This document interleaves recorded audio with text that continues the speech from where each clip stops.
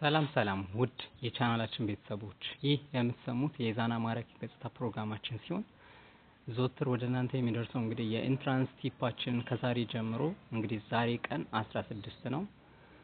በጣም ጥቂት ቀናቶች ናቸው የቀሩት። በዚህ በአንድ ሳምንት ውስጥ የተለያዩ ቲፖችን እንሰጣችኋለን። እኛ ያለፍንባቸው የተለያዩ ቲፖች እንግዲህ በዛሬው የመጀመሪያ ቲፓችን የፊዚክስ ፈተናን በኢንትራንስ በምን አይነት መልኩ ነው the most repeated area ወይም በተደጋጋሚ ጥያቄዎች ትኩረት የሚደረግባቸው ኤሪያዎችን እነዚህን ኤሪያዎችን ሪቫይዝ አድርጋችኋል ወይስ ትኩረት ሰጥታችሁ አንብባችኋል? በደንብ ተዘጋጅታችሁበታል ኦር ምን አድርጋችሁ አልፋችሁበታል የምትሉን ቦታ ጠቀስ ብለን እናልፋለን። እንግዲህ በጣም በኢንትራንስ ኤግዛም ጊዜ በብዛት ጥያቄ ከሚመጣባችሁ ፖርሽኖች መካከል እንግዲህ ፊዚክስ የተለያዩ ፖርሽኖች አሉት። ከዛ መሀል እንግዲህ አዲሱን መጽሐፍ ነው የዘንድሮ ፈተና ትኩረት የሚያደርገው ሰው። ከዛ አንፃር ስንመለከት የኢትዮጵያ የዩኒቨርሲቲ መግቢያ ፈተና እንግዲህ በጣም ኮንሲስተንትሊ ወይም ፕራዮሪታይዝ ከሚደረጉ ጥያቄዎች መካከል እንግዲህ ሜካኒክስ ኤንድ ኤሌክትሮማግኔቲዝም ፓርቶችን በደንብ ማንበብ ይኖርባቸዋል ብለን ለእናንተ ሪኮመንድ እናደርጋለን።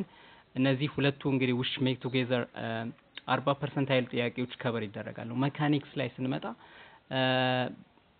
አጠቃላይ ስለ ሞሽን ስለ ካይነማቲክስ ስለ ዳይናሚክስ የተለያዩ የሞሽን ጥያቄዎች አሉ። ስትሬት ላይን ሮቴሽናል ሞሽኖች አሉ። የተለያዩ የሞሽን ጥያቄዎች ይዘጋጁበታል። ከዚህኛው እና የኤሌክትሮማግኔቲዝም ላይ የተለያዩ የኤሌክትሮማግኔቲዝም ፖርሽኖች የሚዘጋጁበት ነው። አጠቃላይ 40% ያህል ከበር ያደርጋሉ። ከዚህ በፊት እንግዲህ አጠቃላይ ዳታውን ስንመለከት ማለት ነው። ሌላው እንግዲህ ኢንስቴድ ኦፍ ከነዚህ አንፃር ስንመለከተው የተለያዩ ፎርሙላዎች አሉት፣ ቀለል ያሉ ፎርሙላዎች። እነዚህን ለመስራት ሜካኒክስን ለመስራት እንዲሁም ኤሌክትሮማግኔቲዝምን ለመስራት የምንጠቀማቸው ፎርሙላዎች አሉ። እነዛን ፎርሙላዎችን በማስታወስ እንዲሁም በዚህኛው ፓርት ላይ የተለያዩ የኮንሰፕቹዋል ጥያቄዎች ተማሪዎች የፊዚክስን ኮንሰፕት ወይም የቀመርን ኮንሰፕቹዋል አንደርስታንዲንጋቸውን በደንብ እንዲረዱ ተብሎ ከዚህ ፓርት ላይ ጥያቄዎች ይዘጋጃሉ። በዚህኛው ሱር ላይ እንግዲህ የተለያዩ የፊዚክስ ጥያቄዎች ይዘጋጃሉ በብዛት ማለት ነው። ስታንዲንግ ላይ ስለ ቬክተርን በተለያዩ አይነት ማኒፑሌት የሚታረጉበት እንዲሁም የተለያዩ ለዎች ይመጣሉ። በዚህ ላይ የተለያዩ ለምሳሌ እንግዲህ መካኒክስ ላይ ከሚታወሱ መካከል እንግዲህ ይሄ ኮንሰርቬሽን ላው ላይ የተለያዩ ኤሌክትሮማግኔቲዝም ውስጥም በተለያዩ ኮንሰፕት አለ። እንዲሁም ደግሞ በሜካኒክስ ላይ ስፔሻሊ ወርክ ኤንድ ኤነርጂ የሚለው ላይ ስንመጣ ኮንሰርቬሽንስ ኦፍ ኤነርጂ አለ፣ ኮንሰርቬሽንስ ኦፍ ቻርጅ አለ። እነዚህ በደንብ ማንበብ በጣም ቀላል ፖርሽኖች ናቸው፣ ግን ደግሞ ሳትሸወዱ በቀላሉ በማስታወስ የምትሰሩባቸው ናቸው።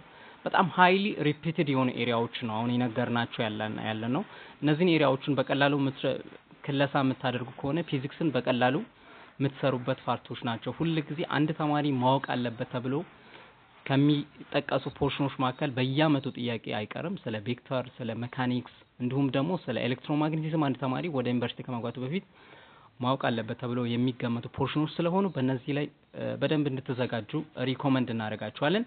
ሌላው እንግዲህ ቬክተርና ቬክተር ኦፕሬሽኖችን እነዚህም በጣም ቀላል ጥያቄዎች ናቸው፣ ግን ቀለል አድርጋችሁ እንዳታዩ። በእነዚህ ላይ ጥያቄ በየአመቱ 2-3 ጥያቄ ይመጣል፣ ስፔሻሊ ቬክተር ላይ ማለት ነው። ስለዚህ እነዚህ ኤቭሪ ሲንግል ይር ላይ የተለያዩ ጥያቄዎች ተማሪዎችን ቴስት ለማድረግ ይመጣሉ። ለምሳሌ ማግኒቲዩድ አንድ ተማሪ ማግኒቲዩድን ለመስራት በደንብ መቻሉን ቴስት ይደረጋል። ማግኒቲዩድ በጣም ቀላል ቢሆንም ግን በጣም በብዙ አይነት መልክ ቴስት ትደረጋላችሁ። ሪዛልታንትን ሊሚት እንዴት ነው፣ ክሮስ እና ዶት ፕሮዳክትን በደንብ ማወቅ መቻል አለባችሁ። እነዚህ በጣም ቀላል ቢሆንም ግን በሚሸውዳችሁ መልክ ኢንትራንስ ላይ ልትጠይቁ ትችላላችሁ። ሌሎቹ የተለያዩ ጥያቄዎች አሉ። ሪዛልታንት ሬንጆችን የተለያዩ ጥያቄዎች ሪዛልታንት ሬንጅ በየአመቱ ጥያቄ ላይ ይመጣል። ይሄንን ማስተዋል መቻል አለባችሁ። ሪዛልታንት ሬንጅ እነዚህ በጣም ቀላል ጥያቄዎች ሆነው ግን በየአመቱ ኢንትራንስ ላይ ይመጣሉ። ግን በጣም ቀላል ነው ብለን ስንመለከታቸው በደንብ ፎከስ ካላደረግናቸው ሚስ የምናደርጋቸው ጥያቄዎች ናቸው። ሌላው ጥያቄ እንግዲህ የዲስፕሌስመንት በየአመቱ የዲስፕሌስመንት ማግኒቲዩድ አሁንም ቬክተር ላይ አለ። ይሄ በየአመቱ ይመጣል ማለት ነው። የተለያዩ ዲስፕሌስመንት ለምሳሌ ማግኒቲዩድ እዚህ ጋር ቬክተር ኦፍ ማግኒቲዩድ እንዳለ እናውቃለን። ሪዛልታንት ልንጠይቅ እንችላለን፣ ዳይሬክሽን ልንጠይቅ እንችላለን፣ ኢን ተርምስ ኦፍ አንግል ልንጠይቅ እንችላለን። እዚህ ጋር እንደ ሳምፕል ይሄን ጥያቄ የኢንትራንስ ጥያቄ እንደሆነ ታስታውሳላችሁ። 3 by 4 ይሄን ብዙዎቹ ታስታውሳላችሁ። ይሄ which one of the following cannot be possible value for the magnitude ቅድም ያልናቸው ነገሮች የሪዛልታንቱን ሬንጅ እንዴት ነው ማወቅ የምትችሉት የሚለውን ነገር ይሄንን ፎርሙላ የምታስታውስ መኖር አለባችሁ። a plus b እንደገና a minus b እነዚህን በሁለቱ መካከል እንደገና a እነዚህን ሬንጆችን ሪዛልታንት ሬንጆችን ማወቅ መቻል አለባችሁ። እነዚህ ቀላል ጥያቄዎች ናቸው፣ በየአመቱ ይመጣሉ። ማስተዋል መቻል አለባችሁ። the magnitude of the resultant vector እንደገና እነዚህ ነገሮችን በደንብ ማወቅ መቻል አለባችሁ። አንግሉ እንዴት ነው ዲተርማይን ማድረግ የምንችለው፣ እንዴት አላይንት ያደርጋሉ፣ ሚኒማም እና ማክሲማም የዛ ሚኒማም እና ማክሲማም ፖሲብል ቫልዩ ስንደምረው ወይም ስንቀንሰው ይመጣልን ማክሲማሙ ስንት ነው፣ ዲግሪውስ a plus b ዲግሪ ስንት ይሆናል፣ እንደገና ደግሞ a minus b ዲግሪ ስንት ይሆናል የሚለውን ነገር እነዚህን በደንብ ማወቅ መቻል አለባችሁ። ቬክተር ላይ በእነዚህ ፓርቶች ላይ በደንብ ትኩረት እንድታደርጉ ብዬ ትኩረት አደረገ ለመንገር እወዳለሁ። ምክንያቱም በእኛ ጊዜ በተወሰነ መልክ ጥያቄ ከ5 በላይ ጥያቄዎች መጥቶ ነበሩና እነዚህን ፖርሽኖችን ኮንሰፕቱን ከተረዳችሁ ሪዛልታንት ላይ በተለይ ትኩረት ሰጣችሁ ከተረዳችሁ 2 እና 3 ጥያቄዎችን በነፃ መልክ ትመልሳላችሁ። እንደምታውቁት ፊዚክስ ጥያቄዎቹ ይባዛሉ። ለዛ አንድ ጥያቄ መመለስ ምን ኃይል ባሉ እንዳለ ማወቅ መቻል አለባችሁ።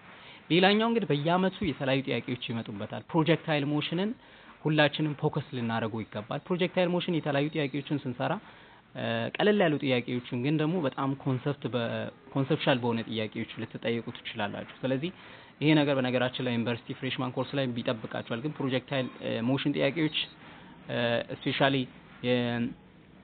ማክሲመም ሄይት ሆሪዞንታል ሬንጅ the velocity range launch አንግል ቴታ እነዚህን ሁለቱን መለየት መቻል አለባችሁ።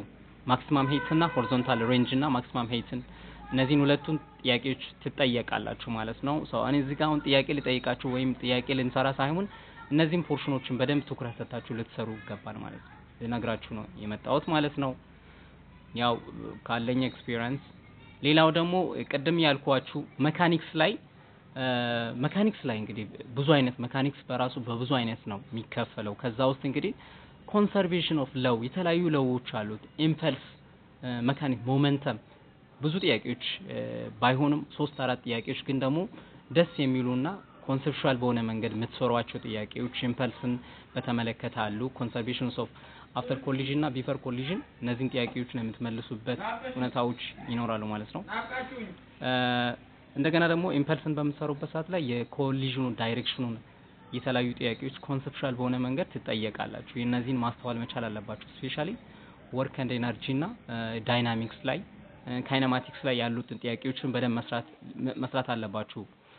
በእኛ ጊዜ ጥያቄዎች መጥተዋል። እነዚህን ጥያቄዎችን ብቻ በመስራት ፊዚክስ በቀላሉ 50% ማምጣት እንደምትችሉ ብዙ ጥያቄዎች ከነዚህ ፖርሽኖች ነው የሚመጡት። እንደ ኢምፐልስን በደንብ 1-2 ጥያቄ አሪፍ ጥያቄዎች ይመጣሉ። ስለዚህ ከዛ ላይ በደንብ መዘጋጀት መቻል አለባችሁ ማለት ነው።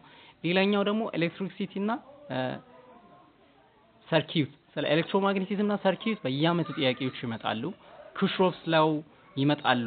የተለያየ ክሮፍስ ላው በደንብ በአዲሱ መጽሐፍ ላይ በደንብ መዘጋጀት መቻል አለባችሁ። እነዚህ ላይ ጥያቄዎች ይመጣሉ።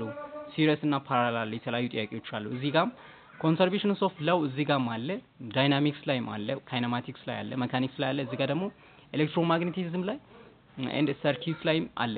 በተለይ ክሮፍስ ላው ጃንክሽን ሩልን ሉፕ ሩልን በመጠቀም የምትሰሯቸው የተለያዩ ኮንሲኩዌንስ የሆኑ ጥያቄዎች አሉ። እነዛን ጥያቄዎችን በደንብ ጃንክሽን ሩልን በመጠቀም ካረንት ላውን እንዴት አፕላይ ማድረግ እንደምትችሉ በተለይ ሉፕ ሩል ላይ ስለ ቮልቴጅ ለው እነዚህን በደንብ ማጥናት መቻል አለባችሁ ማለት ነው። ፖቴንሻል ዲፈረንስ ላይ በደንብ ሉፑ ክሎዝድ ሲሆን መስት ቢ ዜሮ ብለን የምንሰራው ነገር ያችንን ማስታወስ መቻል አለባችሁ። እንደገና ኮንሰርቬሽንስ ኦፍ ኤነርጂ እነዚህ ነገሮችን በደንብ ማስተዋል መቻል አለባችሁ። እነዚህ ላይ ጥያቄ በጣም ፎከስ ተደርጎ ይወጣል ማለት ነው። ሌላኛው ነገር ደግሞ ይሄ ላይ በደንብ እንድታጠኑ ነው። ያው የተለያዩ ነገሮችን አዘጋጅቼ ነበር። እሱን አሁን እኔ ክለሳ እንድታደርጉ ብዬ ነው አሁን የምነግራችሁ ማለት ነው። ሌላኛው ደግሞ የዌቭ ፊኖሜና የምንላቸው ፌኖሜና ኦፍ ዌቭ የምንላቸው ሲምፕል እና ሃርሞኒክ ሞሽን ይሄ ስፔሻሊ በድሮ በ11ኛ ክፍል ማቴማቲክስ ላይ ነበር ጂኦሜትሪ የሚለው ማቴማቲክስ ላይ ግን አሁን ማቴማቲክሱ ያ ዩኒት አጠቃላይ ከወጥቶ ወደ ዩኒቨርሲቲ ኮርሶች ፍሬሽማን ኮርሶች ላይ ነው ሄዱ። ያን ወደ ዩኒቨርሲቲ ፍሬሽማን ኮርስ ላይ ስትሄዱ ታገኙታላችሁ። ስለዚህ ዌቭ ነክ የሆኑ የተለያዩ ሳውንድ ዲሰብል የተለያዩ ዌቭ ጥያቄዎች በየአመቱ ትጠየቃላችሁ። እነዚህ ላይ በደንብ መዘጋጀት መቻል አለባችሁ። ሳውንድ ኢኮ እነዚህን ጥያቄዎችን የተለያዩ የኤሌክትሮማግኔቲክ ዌቮች አሉት ደግሞ ዌቮች እንደገና በሁለት እንከፍ ሎንጊቲዩዲናልና ትራንስቨርሳል ዌቭ እነዚህን የተለያዩ ዌቭ ፓርቶች እነዚህን በደንብ ማጥናት መቻል አለባችሁ ማለት ነው።